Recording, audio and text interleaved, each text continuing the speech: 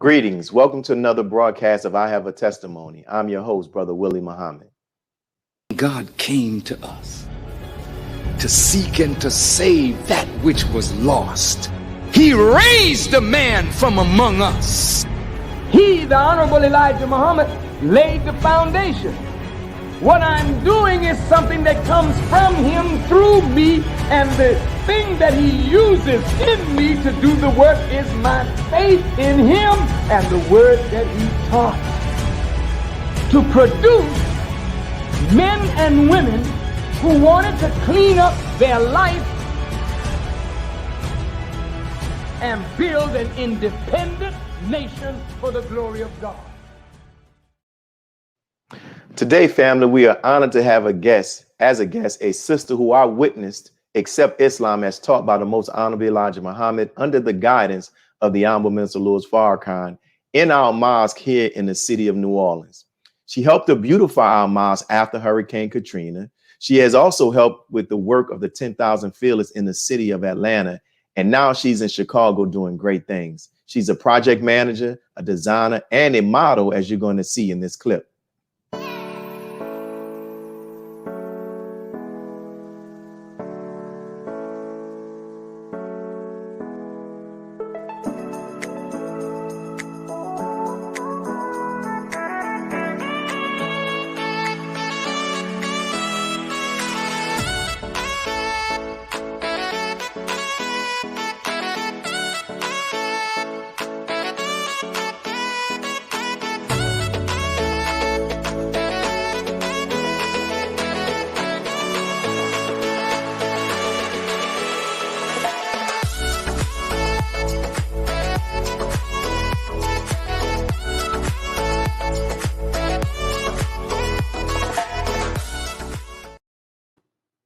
So thank you, sister, for agreeing to be a guest on our show. Sister Wazira Muhammad. Assalamu alaikum. Walaikum salam, sir.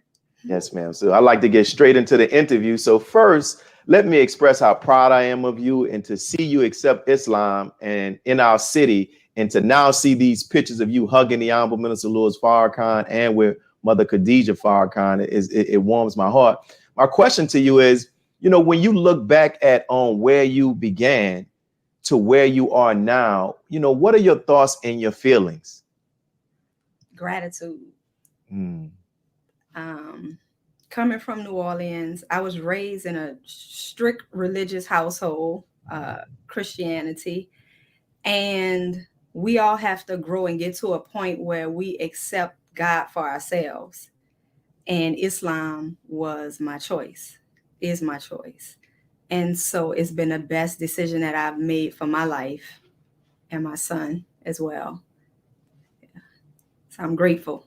Praise be to Allah. That's a great spirit to have, And I know that you began coming to the mosque here in the city of New Orleans with some of the sisters who were here. And as I prepared for this actual interview, I could not recall ever hearing, your actual story of how you first heard about the teachings and then eventually decided to join and become a member of the Nation of Islam. So let me hear that story. How did it happen?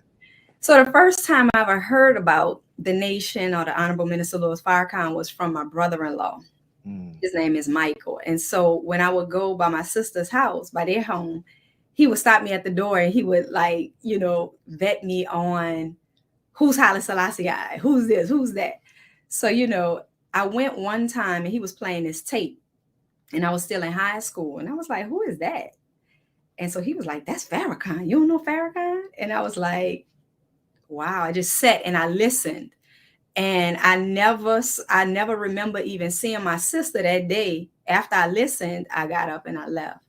Well, later when I was in college, Sister Keontae, Sister Wakiti, all of us was in college together. So we would talk about the teachings, talk about how to eat to live. We thought we was practicing how to eat to live. Registered. Sister Wakiti was registered. Sister Keontae was registered. And so, we came to the mosque. We would come visit. And during that time, we studied a lot. So even though I wasn't registered, we was all reading the books. We was all reading the Book of Femininity together, Proper Handling of People, just Message to the Black Man, How to Eat to Live, talking about the baby plane. So finally, it was when I got pregnant that I was like, okay, this is serious and I'm about to be a mother. And that's when I didn't join while I was pregnant. I waited until after I had the baby. But it was the sisters who guided me through that process, taught me how to breastfeed, literally came to the house and was like, okay, what did you eat today? And that entire process, like I was in the nation, the nation was with me, guided me, held my hand through it. And so I came in, I knew I was having a male child, and that in this world, there was no other place to raise a male and he be a strong Black male. So I knew I had to be serious, and that was it. That's beautiful, sister. Wow, it's beautiful. And and when we see, as we're going to talk about Brother Ilyas, we're going to see that decision was the right decision.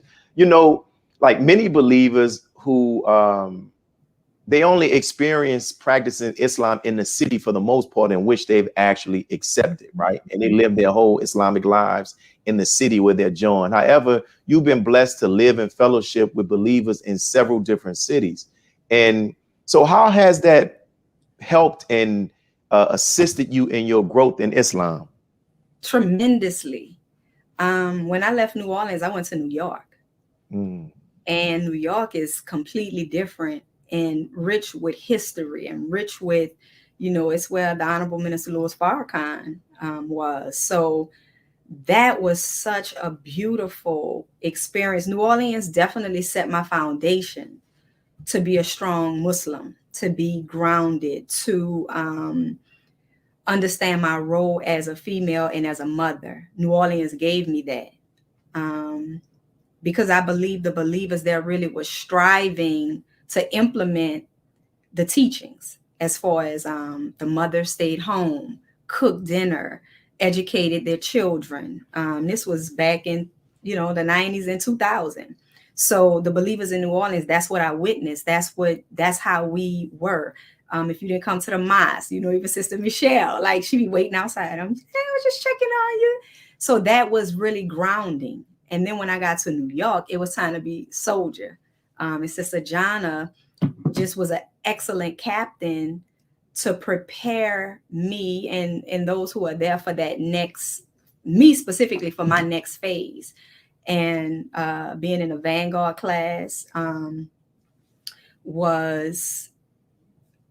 it is absolutely invaluable, that class. The training, the teaching, the toughness, anything that it comes with, that class is absolutely invaluable. And I encourage every female who is of age to participate in the Vanguard class. I left New York and then I went to Atlanta. And Sister Nusaba, who was Sister LaShonda at the time, soldier, and Student Minister Sharif. And that was just an absolute beautiful experience. There's no mosque or no city that I feel I can't live in, because we have a sisterhood and a brotherhood. And it really is a beautiful sisterhood and brotherhood, and the believers are absolutely beautiful. Got to get Sister Nusaba on here as well. That's one of my list. So on the flyer we use, part of the title it says project manager, and on your IG you have some pictures of yourself working and handling business. And to me, this goes against some of the ideas that people hold about women in Islam. So can you share how Islam, especially that which is taught by the Most Honorable Elijah Muhammad under the guidance of the Honorable Minister Louis Farrakhan, has empowered and does empower you as a woman, and has not restricted your gifts and your talents? Oh, absolutely. Islam dignifies. So when we have Islam, we can go anywhere and we could do anything. I work in a predominantly male-dominated field.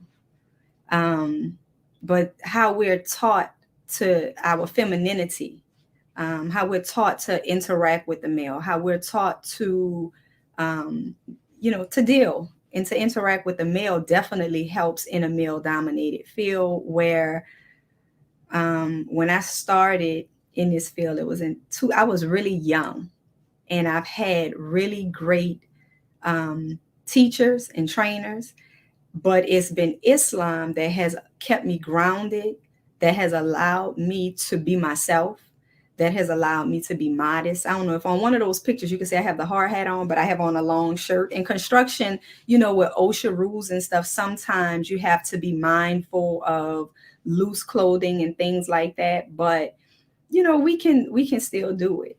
And so it's just been a beautiful journey. Everything that I've learned in my class, everything that I have been taught and trained, it translates over to my business life, because it's all discipline.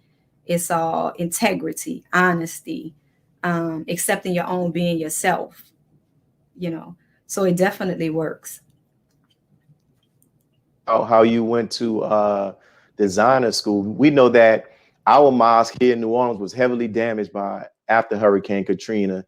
And the Honorable Minister Louis Farrakhan told me that our rebuilding would be better than our existence before Katrina. He said that this would be the case regarding our work in the city, but also he said the building itself will come back looking better than it had ever actually had. And you, with your skill as an interior decorator, helped us to accomplish such. So can you talk about how you helped us in the beautifying of our mosque after Hurricane Katrina? So after Katrina, one thing I think people have to realize is that New Orleans was not back. We had very limited resources. We had curfews.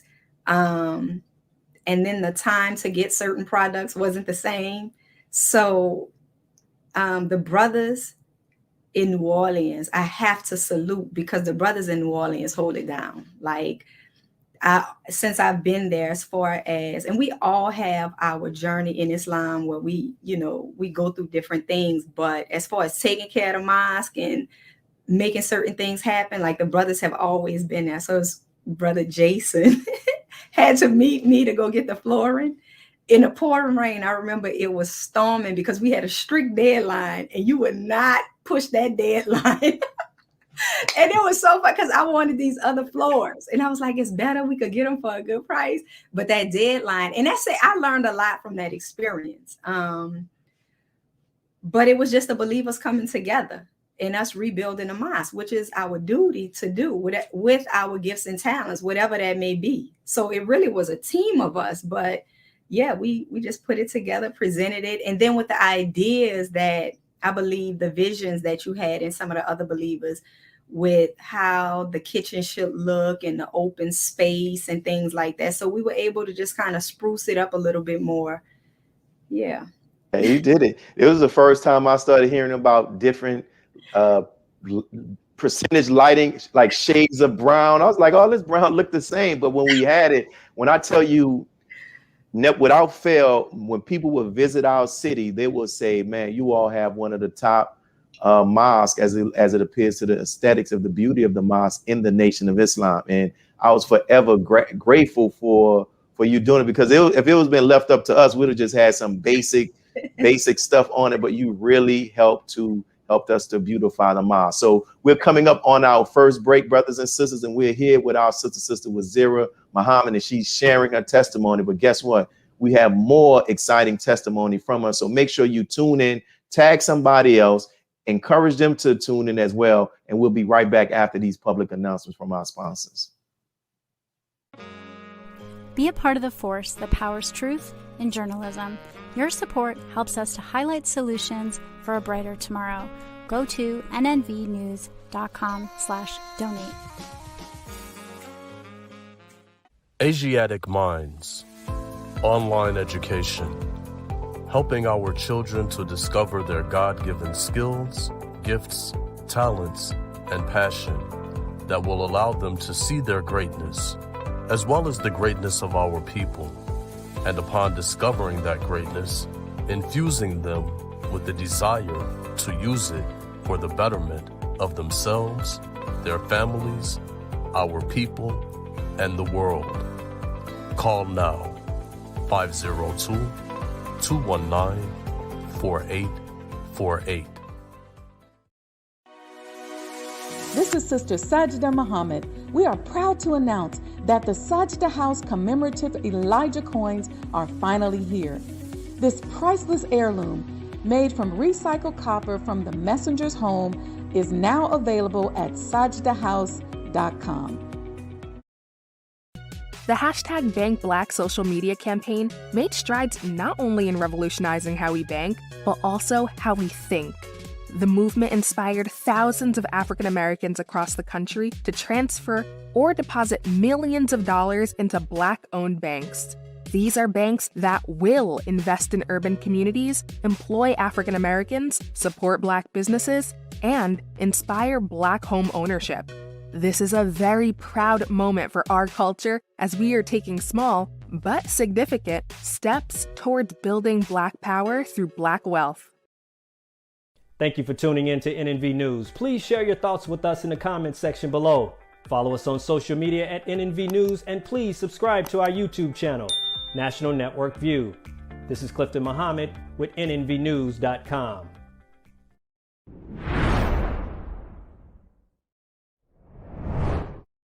And so we're back, brothers and sisters, with our special guest, Sister Wazira Muhammad. So, I had the honor of serving as the moderator for an online panel this past Savior's Day, which we done digitally because of this corona. And your son, Brother Ilyas, was one of the panelists, right?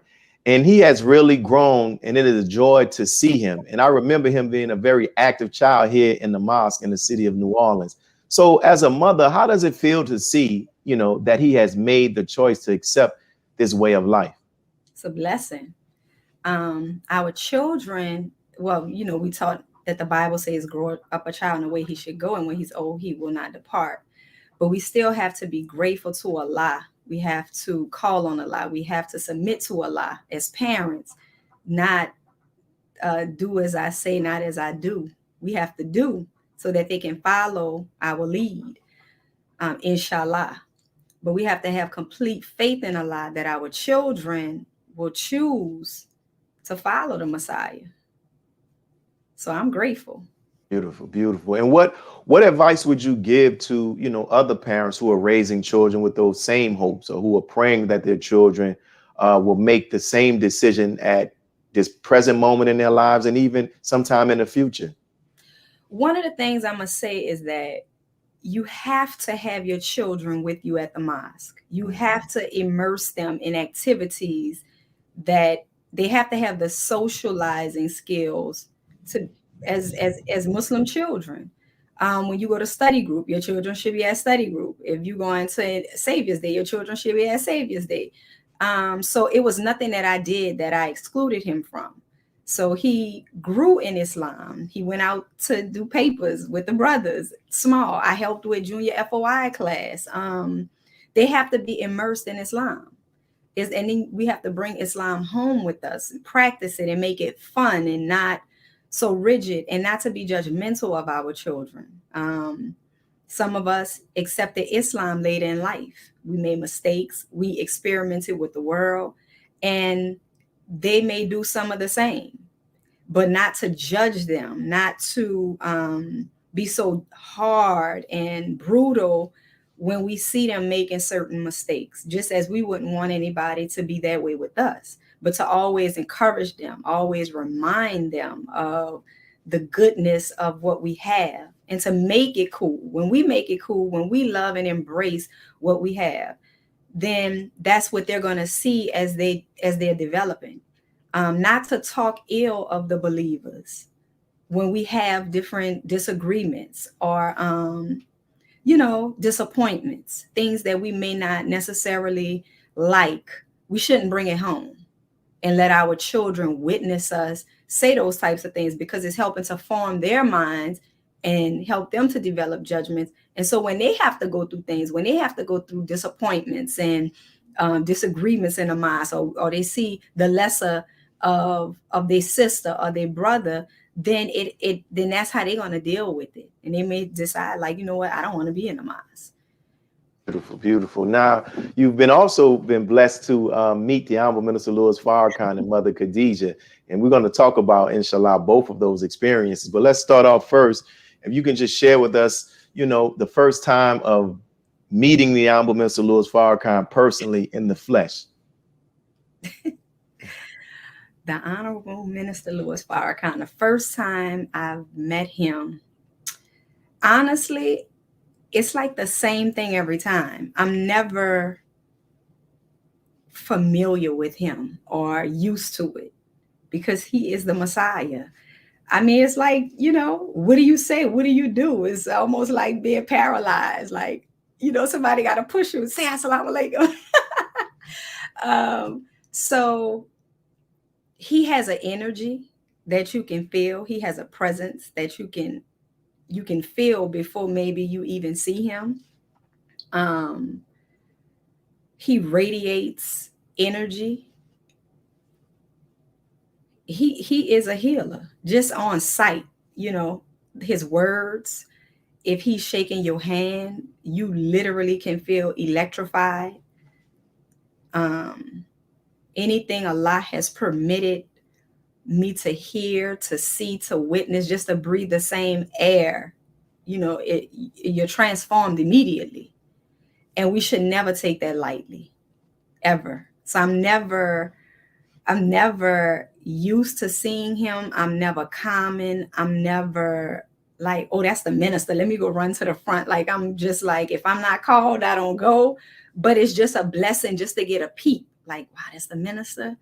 And so it's just a blessing. We are so blessed to be in the nation of Islam. We are so blessed to be in the nation of Islam. Beautiful, beautiful. And in addition to that, the Honorable Minister Louis Farrakhan constantly talks about one of the major contributing factors that have also played a role in him becoming the man that he is and is becoming is his wife, Mother Khadija Farrakhan. And I saw that you had a picture with Mother. So can you tell us about your first time meeting her and just, your takeaways, what you experienced and guidance that she may have given you? Mother Khadija is the mother of our nation, first and foremost. Let me say that. And she is so beautiful. Her soul, her spirit, her warmth, just everything about her. Like when you're around a mother, and you could be the baddest child, and that mother is just so loving and just makes you feel so special. That's Mother Khadija. She's a wise woman. She's a businesswoman. She's raised, children. She's the wife of the Honorable Minister Louis Farrakhan through all of his stages and phases. And that means something. And we should be honored, and we should show the utmost respect to her family. The sacrifices that she has made for us is immeasurable. Some we may not even understand. And she's a woman made especially for the Honorable Minister Louis Farrakhan by God himself to be able to withstand and have the dignity and the grace and the just completely civilized, and to be able to teach us and to dress us. She dresses us with Noel apparel for our classes. And actually, she used to sew the garments, the Vanguard garment. There's just so much we can learn from Mother Khadija and her journey in Islam as being an example for us as women.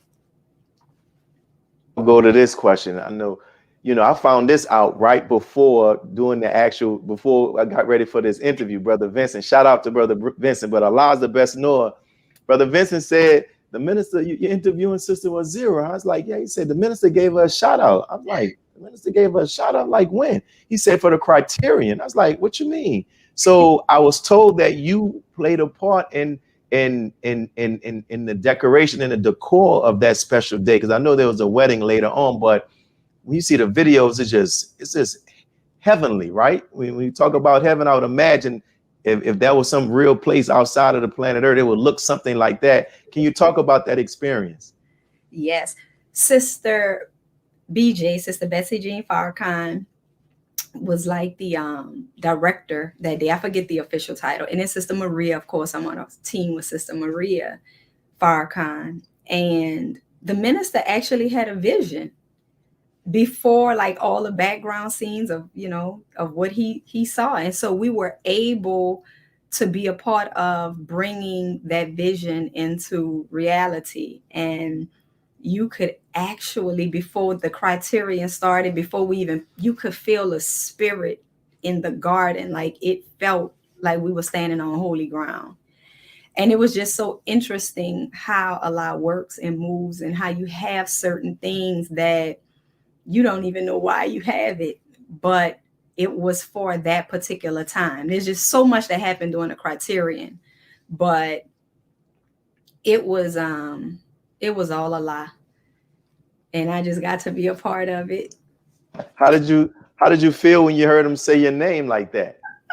I was shocked. It was a hot mic from my understanding, and it's unbelievable. Anytime the minister say something, because we see ourselves how we see ourselves, right? It's true. Just like, we're just a little helper. You getting up here, you doing the flowers, and But when you're around a minister, he makes you like it's like you become so much bigger, because he sees the way he sees things is not how we see things. How it says that his thoughts are from above and ours are from below or beneath. We have to change the way we think about each other, the way we see each other, the way, so it may be things that we feel like, oh my God, I just wish we could have this. I wish we could have that. I wish we could do it like this. But Allah already have the plan and have it laid out. And the minister is just so grateful and gracious, and you do something and he's just like, wow, this is so beautiful. He sees it. He sees things that we don't see. And so it's like, wow, me? Really? The Messiah? Now you brought this up. I got to ask you. You talked about there was a meeting after that you wanted to share. Can you talk about that? Yeah. So that particular time for the Criterion was very big. Like it's so huge that from planning it to it happening afterwards, and now we have a year's pass where we got to see it again. So now we get to kind of see how it's unfolding even more, right? Mm-hmm. So, but during that time, we got a chance to sit with the Honorable Minister Louis Farrakhan, just a few of us, and workers, we were working. So he invited us to sit like students, and he asked us, what did we think? And so at this time, I had this thing where anytime the minister started talking about his departure or what would happen, when they have to come and get him and stuff, I mean, literally rage went into my body. I just, or sadness, because of when you think about he has to experience pain, that's painful to think about that. And he's so like, what has he done? And then the state, he's older now, and he's everything that he's had to endure with his physical body and the pain that he feels. So when you sit down and you actually think about it, it's hurtful. So I would literally beg Allah in my prayers, like, Allah, please, can you just take him? Do he have to go through this? So this particular time he goes through it, and I'm like, it's just so sad. It's just so sad. I feel like I'm like 5. And he said, yes, it's sad, but I'm made for this. I'm born for this, And he's like saying this to us, to me, but to us. And he goes into how Allah made him for the messenger. He wanted that the messenger made him. He loved, his spiritual father, but Allah made him. And so he talked about that, how his, Allah protected him in the womb of his mother, 3 times. And then how he told the messenger, dear Holy Apostle, you made me. And then the messenger said, no, I didn't. No. And so that actually, it healed me from having such baby type thoughts, because we have to prepare for his departure. And we have to be ready. And we have to be ready in a way that we don't crumble under pressure, that we can be united in this particular time. So I had to really digest that. And it was through the criterion and then that moment when he said that, because I got to express how sad I feel when this happens, even for saviors that would just disconnect when he starts talking about it, because it starts overwhelming my body, literally. And I said, okay, yes, sir. You know, in my mind, I didn't say that out loud. Yeah, we got it. In my mind, and I grew from that. Yes. Great. I think that's a good, because that's a real thought that many of us have. And we got to be honest, because we would not have those thoughts if we did not love the Honorable Minister Louis Farrakhan. So I thank you for sharing that. And I know it means so much to those who also have those same concerns. So we're coming up on our last break, brothers and sisters. And I know you all are enjoying this this testimony. I can see it in the comments. Thank you all for your support. We'll be right back after these announcements. Be a part of the force that powers truth in journalism.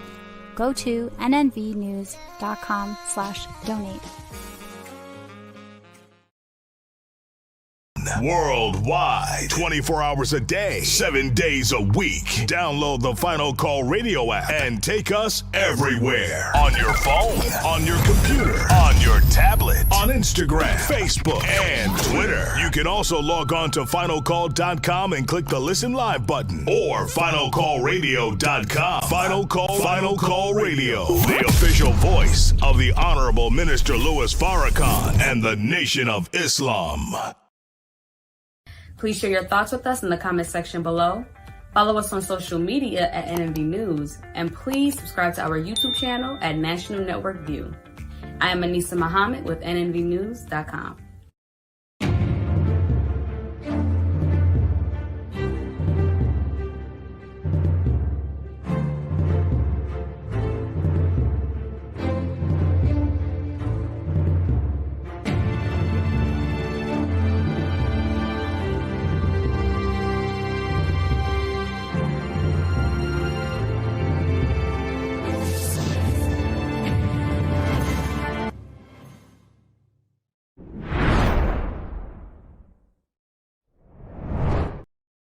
And we're back, and thank everyone who's tuning in and watching us right now. We're continuing with our interview with our sister Wazira Muhammad. And so we'll go to this next question. We opened up with this video that shows you modeling, right? With Demodesty,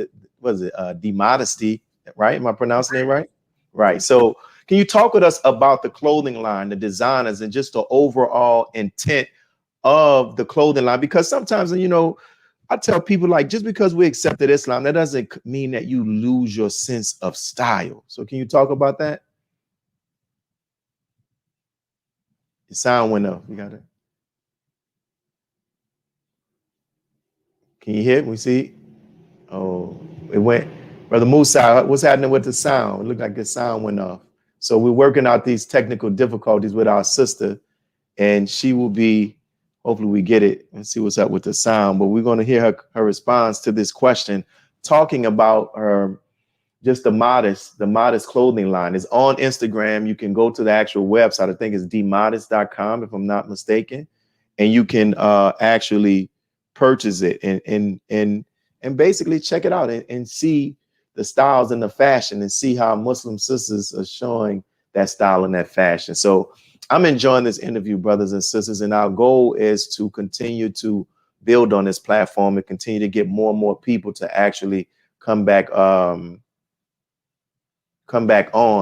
as we continue to keep building, and get more and more people that we haven't interviewed thus far to give their testimony about the Honorable Minister Louis Farrakhan. So our guest is waiting to come back on. She's working on it. Until then, we're going to continue to keep at it. But I pray, and we thank all of those who are commenting. We see your comments. We see Sister Margaret Dixon, Ebony Muhammad. Thank you for joining us. We see Sister Sajda, Wendy Muhammad of Sajda House. You saw the actual promotional commercials. And we see our brother Abdul Qiyam Muhammad, who played an essential role in us even developing this actual testimony, so developing this actual testimony. So brother Musa, we back?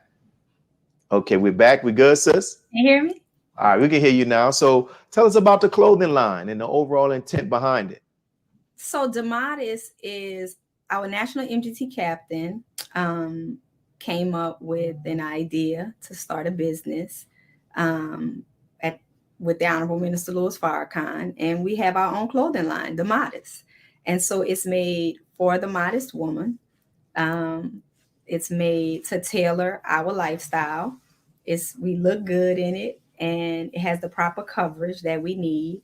It's athletic wear, so we can work out in it. We can go to a meeting in it. I use them. I go to meetings in my outfits. I work out in them. It's comfortable. It looks good. I have one on right now, black and gold, representing New Orleans. Wow. And so in addition to that as well, and what's the website for those, the website and the Instagram for those who are watching? It's www.themodest.com. Okay. And so those who are watching, make sure you go there and support and check it out. And these are garments that can be worn, outfits that can be worn, not just by sisters in the Nation of Islam. She said it's for the modest woman. Now, you also spent time in Atlanta working with our brother, the Southern Regional Student Minister, Brother Abdul Sharif Muhammad, with the 10,000 Fearless. So just what were some of your memories from your time spent there working with him and others who put together with that effort?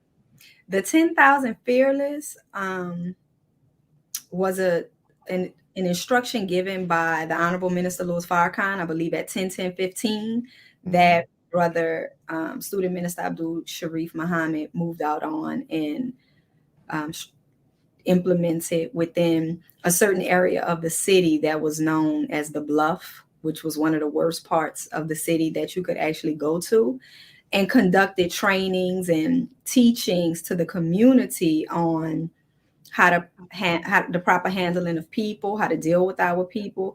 One of the things at the 10,000 Fearless that I remember, this was something. There was a sister that came from the community, and she had been dealt with very badly, like beaten up or something. And there was a sister there, Sister Alicia, who took her to the back, washed her up, cleaned her up, made her face up. And that sister just felt so beautiful. And that type of heart. And sometimes our sisters and brothers from the community may not, smell so well. And the love that they receive in that particular building is really priceless. It's really, they give food, they feed the community like twice a week. Over 200 people, they would be lined up. They would give them hugs and food and clothing. And then the camaraderie of the believers coming together to share that love. The meetings that would be had in regards to businesses, as you see there, that's the LOC. They would have, which is the local organizing committee that was reestablished for 10/10/15. Beautiful people that love the minister from all walks of life, from different faiths. People come to help and assist. People have gotten off of alcohol, drugs. They have assistance programs where they may direct them to get drug rehabilitation or assistance with their housing, or like I said, the food. So it's just they would have a community baby shower. That's Saber would host. I mean, it's really, really beautiful to be a part of that. Praise be to Allah. And, the title of this show is I Have a Testimony, and it's also inspired by the verse in the book of Revelation where it says that the dragon was defeated by the blood of the Lamb and the power of their testimony.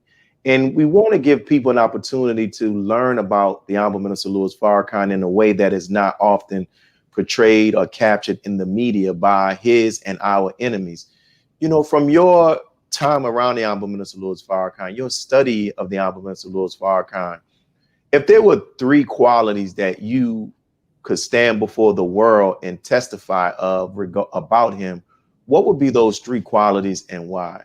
Wow, beautiful question. One of those qualities would be number one for us here in America and abroad. The minister is a defender. He's our defender. He has defended us and the teachings throughout the entire world. He has uplifted Master Fard Muhammad, the teachings of the Most Honorable Elijah Muhammad, with great dignity and strength, unwavering commitment. He's a man of integrity. He's not a liar. They cannot prove him to be a liar of anything that he said.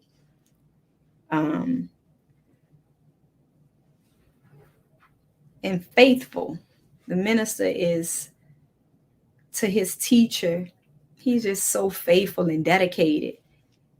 And back to being a defender, as far as being a woman, he defends women all over the world. We could say the Black woman. Of course, we know that because we Black women, we in the MGT and GCC class, but women all over the world who have suffered at the hands of the enemy, at the hands of debauchery, being deflowered, being with sexism, with anything. The minister has defended us, and the teachings uplifts us. It dignifies us. Us covering does not make us weak or oppressed. We're very free women. And so that's the teachings of the Most Honorable Elijah Muhammad as taught to us by the Honorable Minister Louis Farrakhan. Now I've seen this picture before, and I ran through all of our questions, so I got to ask you some other questions, but you'll be good. There's this picture of the MGT, and they're in these beautiful pastel garments, and you were there in Atlanta. Can you give us just the context behind this picture? Yes, this is when the MGT and GCC was allowed to go out in the community and go door to door and speak with our people. This was leading up to 10/10/15. So we were allowed to wear our beautiful pastel colors and go out amongst the world and invite them out to 10/10/15 to see the Honorable Minister Louis Farrakhan. Now, what we were doing at that time, we went to places, we were actually in Tuskegee on the outskirts. And we actually encountered little children and people who had not seen the Honorable Minister Louis Farrakhan. And that was very hurtful to me. And I was like, wow, we got to do better. We got to do more. And it was such a beautiful time. Like, people were really excited to see us, to hear from us, and to hear about the Honorable Minister Louis Farrakhan. So that was leading up to 10/10/15. Wow. That's something, man. And those pictures, when I first saw them when they came across the internet, it was just beautiful to actually see. And we see our sister standing there in the front, our sister, the Southern Regional Sister Captain, Sister Nusaba Muhammad, so just a straight soldier. Can you talk about our sister and just her as a person? Sister Nusaba is exciting. Nusaba, there we go. Nusaba, yeah. She's exciting. She loves the Honorable Minister Louis Farrakhan. She's a soldier. So, she's always in detail mode. She believes in making Islam a production. So class is always exciting, or, whatever she encounters. So working with somebody like that, you always on. You always got to be ready. And in a Vanguard class, we was trained to always have a uniform on deck in your car, on hand. So because you never know if you're going to get a call, and you have to, shoot out and be present. And so that's Sister Nusaba. Wow, beautiful, man. May Allah continue to bless her. And that meant so much to me when I saw her and yourself and other sisters that actually traveled to the city of New Orleans for brother Brandon's services, who, the former husband of Sister Trina. And I think it says a lot to be there for somebody at a time of loss. So I thank her, and I also thank you all as well, and the sisters that travel with her. So we're coming up on our last break. We're going to have about 15 minutes more in this interview. I'm glad that you all are enjoying it. We'll be back with our Sister Wazira Muhammad. Peace. Be a part of the force that powers truth in journalism. Your support helps to combat false media. Cash App NNV News. Asiatic Minds, online education, helping our children to discover their God-given skills, gifts, talents, and passion that will allow them to see their greatness as well as the greatness of our people.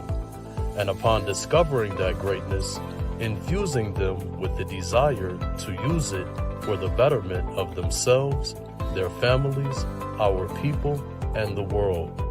Classes begin September 1st. To enroll, visit AsiaticMinds.com. Greetings from National Network View. This week's Final Call cover story headline reads, "Separate and Be Saved. America's race problems and deadly race interactions are growing worse. It is time we leave the children of our former slave masters and 400-year-old tormentors.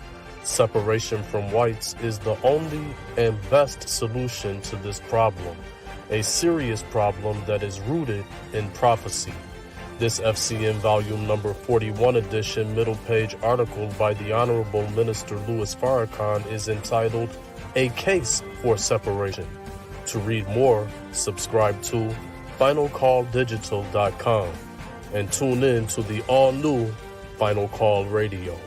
This is the NNVnews.com Final Call Cover Report. He anointed our head with oil till our cup runneth over. He who, Master Farrakhan Muhammad, that is he. This is Sister Sajda Muhammad. We are proud to announce that the Sajda House commemorative Elijah coins are finally here. This priceless heirloom, made from recycled copper from the messenger's home, is now available at sajdahouse.com. Please make sure you leave your comments and questions in the comment section below. Follow us on Facebook, National Network View, and make sure to check us out on Twitter as well, National Network View. This is Sergio Gutierrez with National Network View, signing off.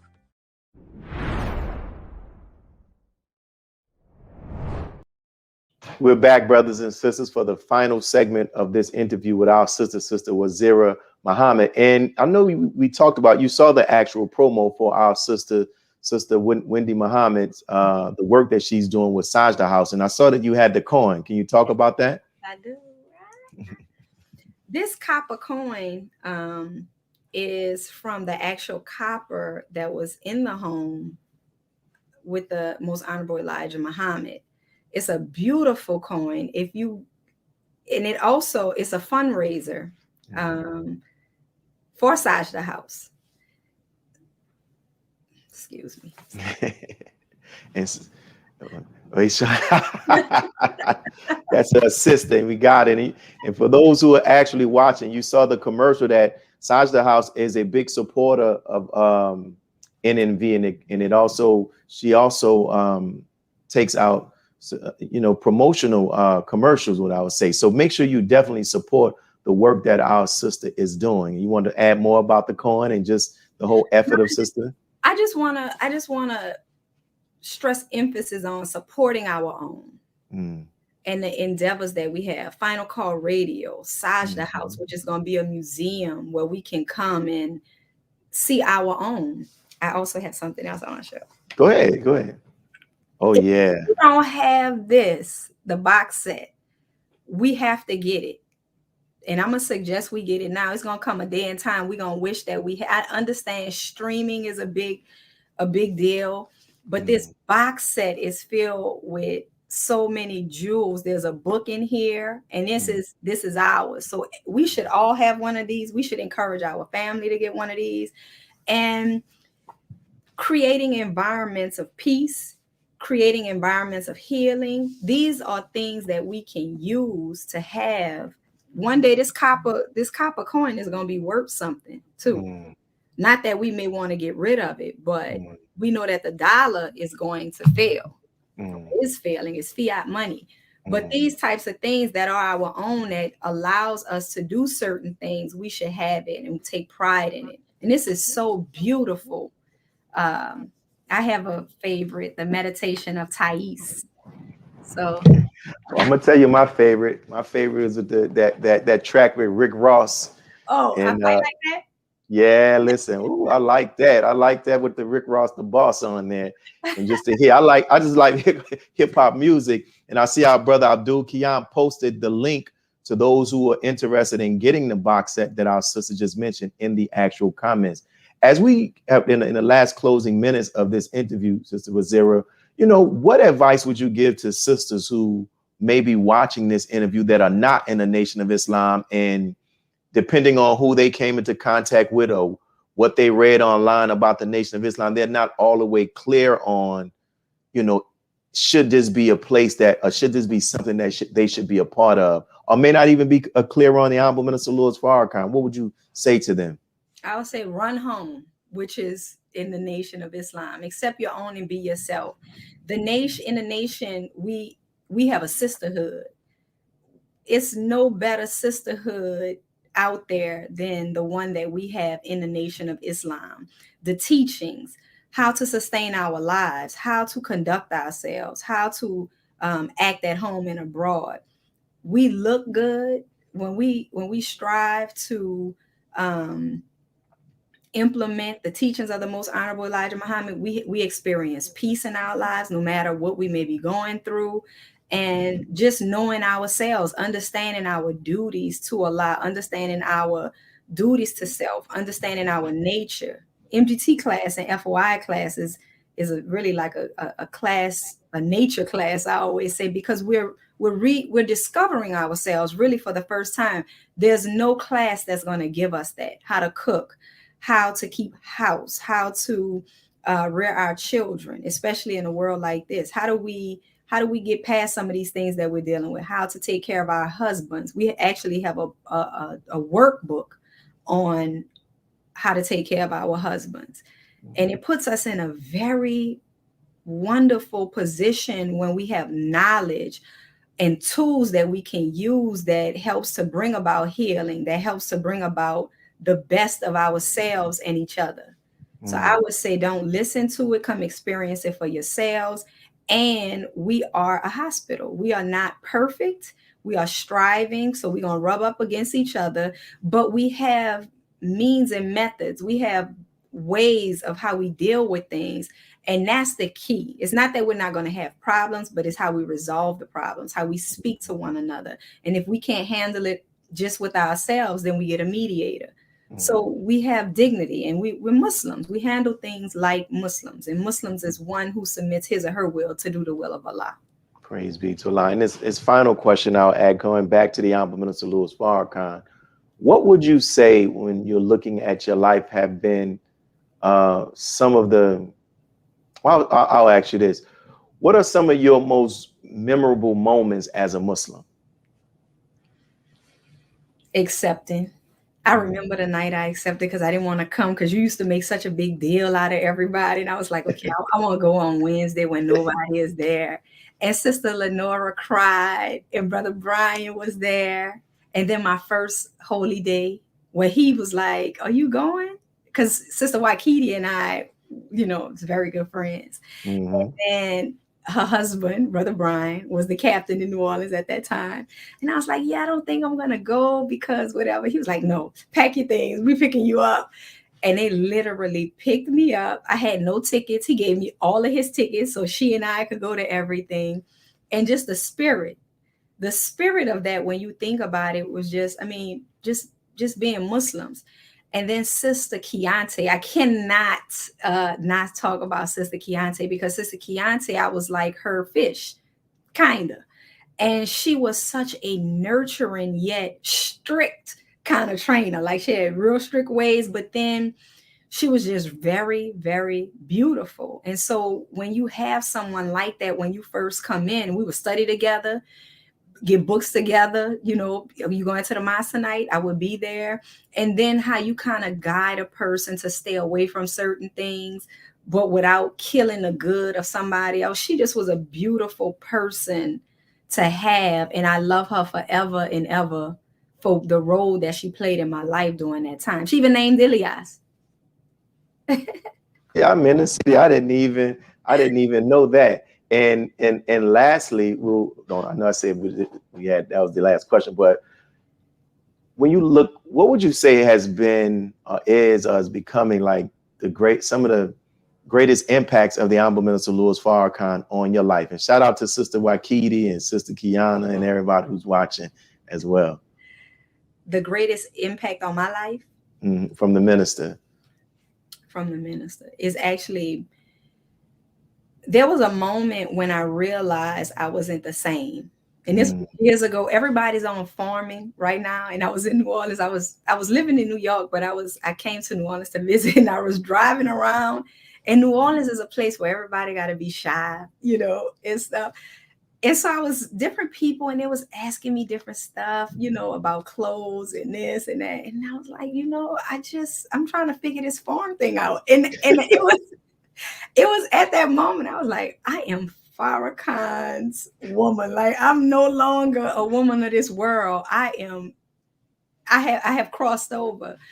So that's a funny kind of one, but really when our mindset completely changes and we no longer attracted to worldly things anymore. We may like nice things, but when you could walk away from it all, that's how you really know, like, you know what, it's not appealing anymore. And you really do get to that stage as long as we stay connected, studying, stay in the process, no matter what. I'm telling you, if you're a female and you between 16 and 36, that Vanguard class is your class. I just can't say it enough, because it makes you into something else. It makes you, it means foremost, but you got to be committed and dedicated and studied, and the training is invaluable.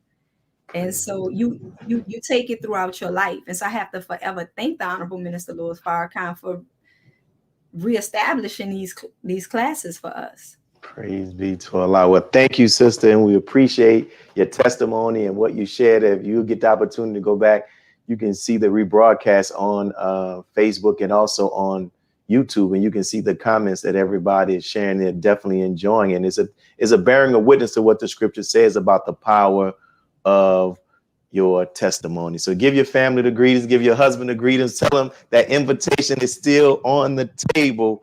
Get them and give everybody the greetings there from us here in the city of New Orleans. May Allah continue to bless you and your family. Thank you. Assalamu alaikum. Alaikum salam. So for those who are watching, once again, we thank you all for tuning in to I Have a Testimony. And we encourage you as we go through our announcements. We are still in this effort of paying off the building here in the city of New Orleans. It's still here. We want to put to rest this mortgage, and we can burn that mortgage and use those funds that we're paying to a black bank to begin to start enhancing our building and also doing other services for the community, because we have many that we actually want to do as well. In addition to this, we're having our people, we're talking about this COVID, and they're putting a lot of pressure on people when they're talking about this is a pandemic of the unvaccinated. And we know that that's not true. And some people are faced with losing their jobs because they don't want to take the vaccine. But people have also lost people to COVID, and people have also lost people to taking the actual vaccine itself. So whatever it may be related to COVID or not, if you need someone to give a prayer on your behalf, brothers and sisters, please submit your information and we will definitely do that. I don't know if we have the slide with the various books that I have, but if not, we're good. But thank you all for tuning in. There it is. So your brother has some books, our website, www.mos46.org. Support, I have a book that's dealing with your message for first year teachers, how to study. You can get all of these books on Amazon. So please go out and check them out, and may Allah continue to bless each and every one of you all. And make sure you tune into NNV throughout the week. Subscribe and support. It's our news network. So may Allah continue to bless each and every one of you all. Peace. God came to us to seek and to save that which was lost. He raised a man from among us. He, the Honorable Elijah Muhammad, laid the foundation. What I'm doing is something that comes from him through me, and the thing that he uses in me to do the work is my faith in him and the word that he taught. To produce men and women who wanted to clean up their life and build an independent nation for the glory of God. Be a part of the force that powers truth in journalism. Your support helps to combat false media. Cash App NNV News.